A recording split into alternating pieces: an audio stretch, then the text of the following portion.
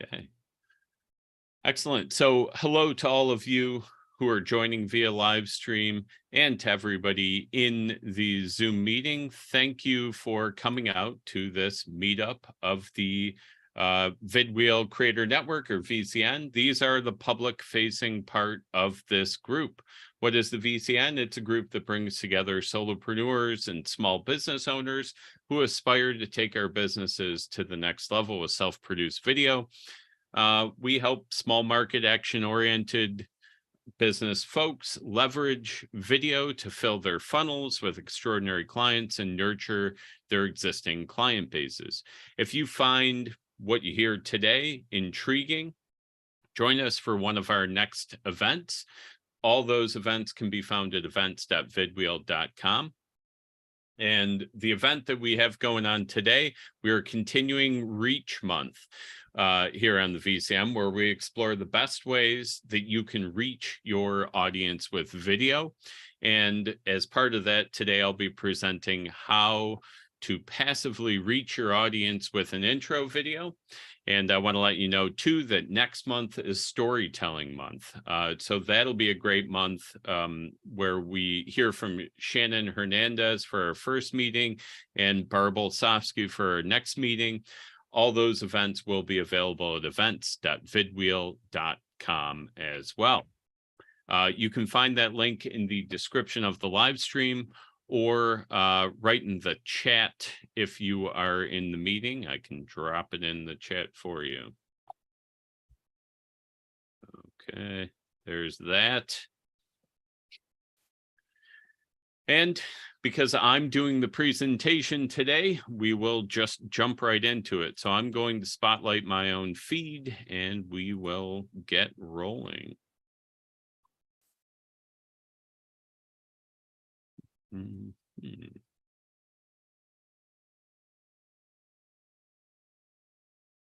Okay, so hello to all of you, and thanks for coming out to this meeting. Today, I am presenting how to passively reach your audience with an intro video, and the presentation is exactly what it sounds like. We're going to walk through how to passively reach your audience with an intro video so that you too can relax in a hammock overlooking a mountain range while still reaching your target market. If you find this concept and presentation intriguing, you should know that there is a complete process course on this. Everything from creating this type of video to structure, messaging, targeting, tech setup, production, and distribution. And that's available as a course/challenge in the VCN course catalog.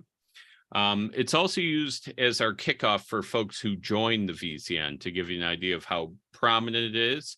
And if you're interested in that course and you're in this meeting, you can drop the word reach into the chat at any time, and I will set you up with information tied to that and a discount code.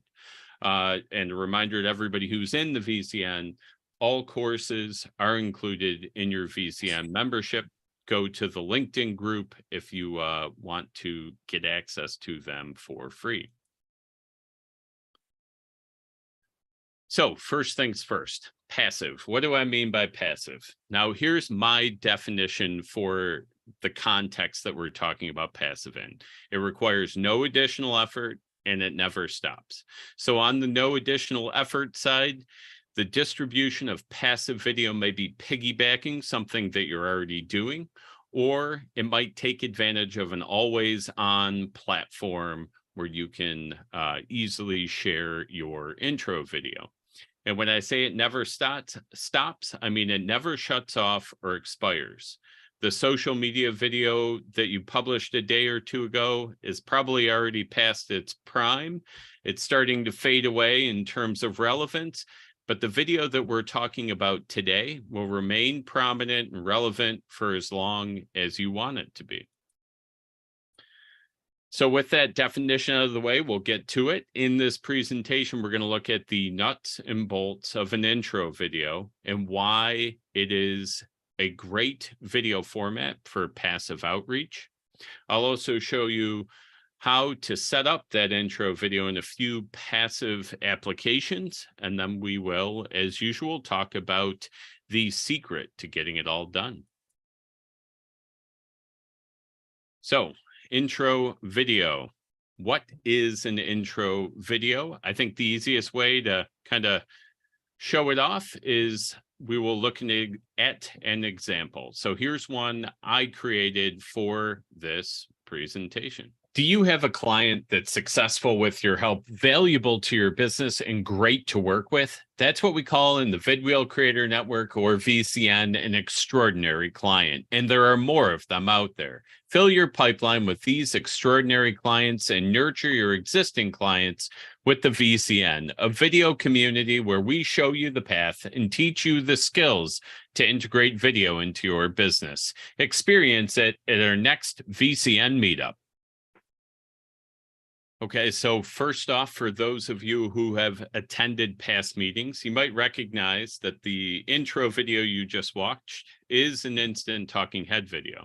So it's able to produce it in real time, which can be useful if you want to regularly update your videos, or if you just don't want to waste any time making that one. Next, you might be wondering, well, why this type of video? Why is it important? And the main reason is that talking head style of video like that is a great way to meet your prospects before you meet your prospects, before you actually have a conversation. They get an idea of you, your look, your language, your speech patterns, your content before they ever truly meet you. And that says a lot about you. With these simple videos, you start developing that know, like, trust factor immediately with these prospects. And on the other side of that coin, if they don't like how you project or what you have to say, then they'll self-select themselves out, which is just as valuable to a small business. Going beyond the actually introducing yourself, the aim of this video is to start a conversation or get your prospect to take a simple action. So in my case, I invited everybody to one of these meetings. And that's the intro that I set up there. We can look at the anatomy of this video. The basics are listed here. First off, I have it set to 30 seconds or less. So one of the applications that I'm going to outline for you, the ways you can distribute this passively, require a 30-second or less video. So this isn't strictly necessary, but I like it as a rule because it's a good practice to be sure that you're not trying to include too much in this type of video, which, it's easy to do. So 30 seconds or less is a great rule if you can do it. We can look at the parts of the video. The first piece is a yes question. So what is a yes question? It's a question that your extraordinary clients or your target market will give an excited yes to. So mine was, do you have a client that's successful with your help, valuable for your business, and great to work with? Somebody who says yes to that question is somebody who, knows how much better it is to work with great clients than it is to work with ones that maybe aren't so great. And that is a big piece of the VCN. We talk about extraordinary clients a lot. We try to help folks fill their funnels, fill their pipelines with those extraordinary clients. So it's a relevant question to our target market. Next, I give a solution and I give some context, talking a little bit about extraordinary clients and the VCN. And then the intro closes out with an invitation to a next clear action. So it could be shoot me a direct message, call me at this number, or in my case, I asked folks to join us at one of our free events. So these videos overall are one of those kind of simple but not easy things. You're going to want to include too much. You're going to want to ask for more than one call to action, or in some other way overcomplicate it. It's going to be hard to pare it down to just the essence of what you want to communicate in your intro, but you don't want to overcomplicate it. Minimally, when clients watch this video, you want them to meet you and you want them to appreciate how clear your message is. In those best case scenarios, they'll also take you up on that simple offer. So step one is make this video. And again, for a more detailed guide on how to produce this type of video, you can feel free to put reach in the comments, and I will set you up with the course and the challenge. But once you have that intro video, how do you set it up for passive outreach? I'm going to show 3 ways that you can easily set up a video, an intro video for passive outreach. There are many more, and maybe these ways will jar some of those loose in your own business. So the first passive application, and this is the one that has to be 30 seconds or less, is to use that intro video as the headshot video on your LinkedIn profile.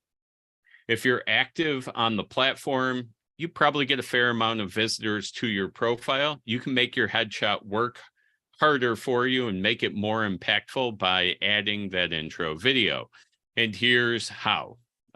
So in true LinkedIn fashion, they do make this a little harder than it probably should be, but your video has to be added to LinkedIn via the mobile app. So if you shot your video on your phone, you should be in good shape. You could also shoot it within the app itself when we navigate to that spot. But if you're trying to use one video for all these applications and you've recorded it on your computer, upload it to Drive or some other cloud-based storage, download it to your phone, and then you can follow this setup. So you would open the LinkedIn app, you navigate to your headshot or your profile, click on the headshot and upload it. You can pick it from the downloads on your phone. You'll have a few prompts of, change the size of it, things like that, but you just save it to your profile and you're all set. You now have the video behind your headshot, both on desktop and mobile applications. And without lifting a finger, you can introduce yourself and your service to LinkedIn members who visit your profile. The next passive application that I want to talk about that you can use for your intro video is email. If you link to your video in your email signature, that video will come up as a attachment video for all Gmail users and with some other email clients. So on this one, this application and the next application require you to upload your video to YouTube. So I'm showing that to you first. And essentially you just, upload to YouTube. That's probably not unfamiliar to anyone. Change the title, navigate through this series of windows on YouTube.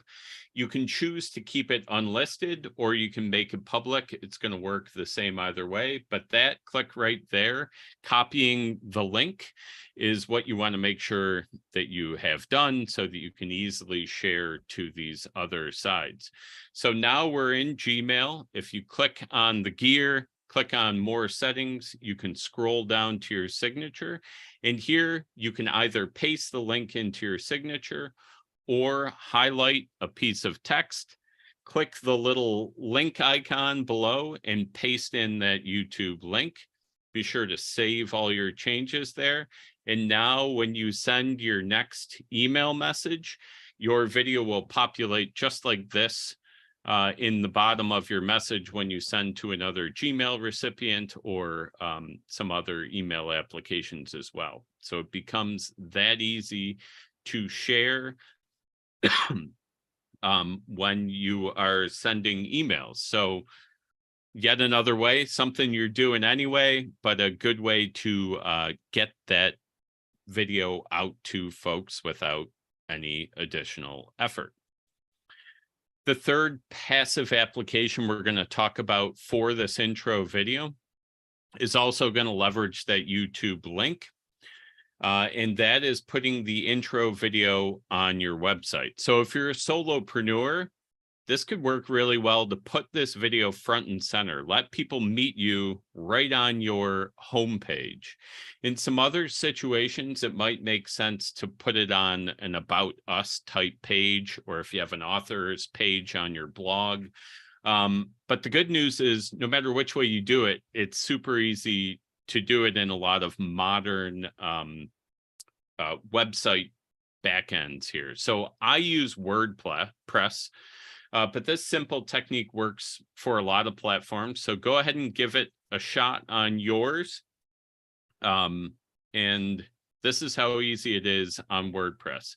You create a page or you navigate to a page, you paste the link and it populates the player. So if you publish this now, you've got a player without adding any elements or anything. You're just pasting a link. And at this point, anyone who navigates to your website can meet you and be served that same intro video. So it's really as simple as that. If you create a compelling intro video, you have 3 passive applications where you can utilize it that we just went through step by step. So we covered the intro video, why it's great for passive outreach, the nuts and bolts of that format. I showed you how to set up a few passive applications. And now we're going to move on to the secret, which for anybody who's been here before, same as always, you got to do it. So I just ran through skills that are well within your grasp. You need to take steps to make it happen. And for those of you in this meeting, we'll actually be taking the first step right after we sign off the live stream, so don't go anywhere. But as for the presentation itself, that will do it. And if you're wondering, yes, she's still reaching her audience up there on the mountaintop. And with that, I will open the floor for questions. Does anyone have questions? I know I ran through it quickly, as I, have a tendency to do, but does that bring up any questions for anyone? Yeah, I don't have a question, but I just have a comment. Somebody that I've been working with on SEO said that it's better to use the embed code for a YouTube video than the link, because there's something about the way Google does things that it gives higher higher scores to the embed code. So you would have to on WordPress, you would if you go to YouTube and do a share, you can find the embed code. And then when you're in WordPress, you have to use it as in the text section instead of in the section that and then you just put that embed code in, and that's supposed to be better for SEO. Okay. Yeah, I am not an SEO expert, but I'm happy to take your word for it, or whoever the expert is there. That is a pretty simple procedure as well. Just kind of maybe one level up from our super simple version, but Lynn gave a great rundown of how you do it. It's in that same space. When you share a video, you'll see a link where you can just get the embed code. So yeah, very, very good. Excellent. Whitney, do you have a question? Oh, you're muted. My question is about the embed code, since you brought it up. If you put the embed code in, does it bring up the player just like the link does? So the embed code will actually give you more control. The embed code will let you define the width of the player and so on. So I've used it in the past sometimes to make a smaller player if there was like a need for that on the website. Lynn, do you have any thoughts on that? Because that's your Yeah, it works the same. The only difference is that when you're creating it on your page, you don't do it in there's a visual and then there's a text tab. So you have to embed it from the text.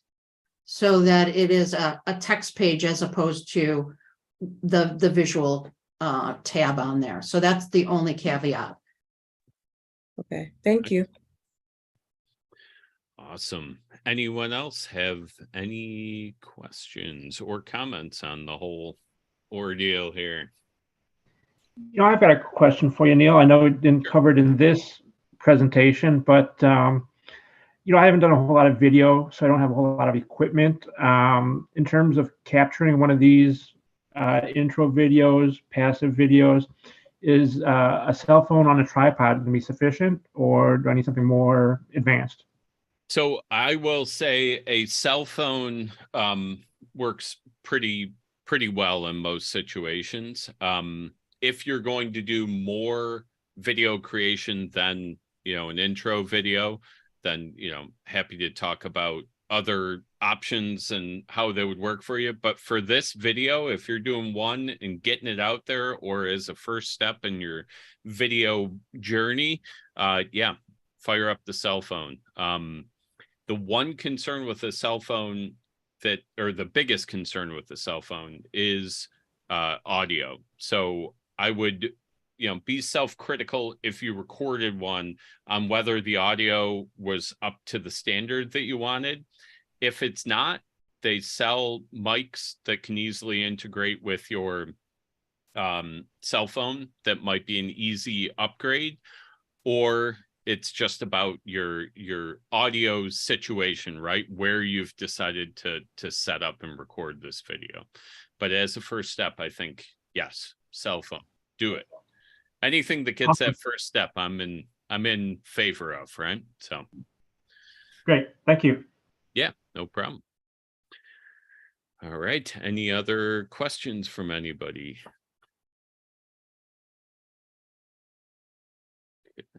Don's got one. What's up, Don? Have you run into any problems with spam filters when you send emails with a video attached like that? I have not. I think it's typically so that video is not truly an attachment, which I think is why that doesn't necessarily trigger those things. It's really just a link, but it's when you open it in Gmail and certain other email clients where it shows a preview, which people can click through pretty easily. So yeah, but that's a great question. All right, any other questions out there? Happy to answer them. If not, we could probably move into our exciting new exercise portion here. So with that, I'm going to just do a sign off for our live stream folks, and everybody in the meeting stay put. Let's see here. So to all of you who did join us via live stream, thank you for coming out. Everybody in the meeting as well, thanks for being here. Don't miss our next meetup with a presentation by Shannon Hernandez called "The 6 Types of Video Content You Need to Grow Your Aligned Audience." And that will happen on April 6th at noon Eastern. You can find that event and all future events at events.vidwheel.com. And with that, create